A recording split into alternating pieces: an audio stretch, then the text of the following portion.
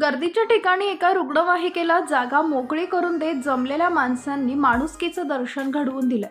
सध्या हा video social मीडियावरती चांगलाच व्हायरल होताना दिसत आहे.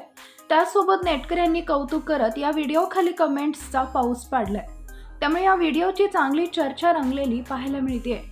एका युजरने हा व्हिडिओ सोशल मीडियावर पोस्ट केलाय.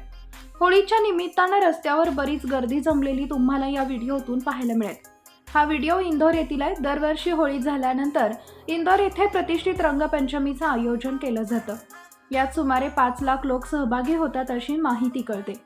या रंगपंचमीचं आयोजन एका धार्मिक रॅलीप्रमाणे केलं जातं. यावेळी या यात्रेत लाखो लोक सहभागी झाले होते.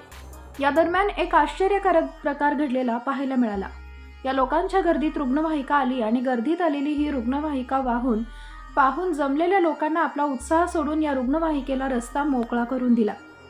या रुग्णवाहिकेला लाखोंच्या संख्येने उपस्थित लोकांच्या गर्दीतून जाणं थोडंसं अवघड असलं तरी अशक्य नव्हतं. कारण सर्व लोकांना मागे होत रुग्णवाहिकेसाठी मोकळा रस्ता निर्माण केला आणि रुग्णवाहिका ही हळूहळू पुढे सरकू लागली. शिस्तबद्ध रीतीने ही रुग्णवाहिका पुढे सरकत राहिली आणि गर्दीतून वाट काढत पुढे गेली.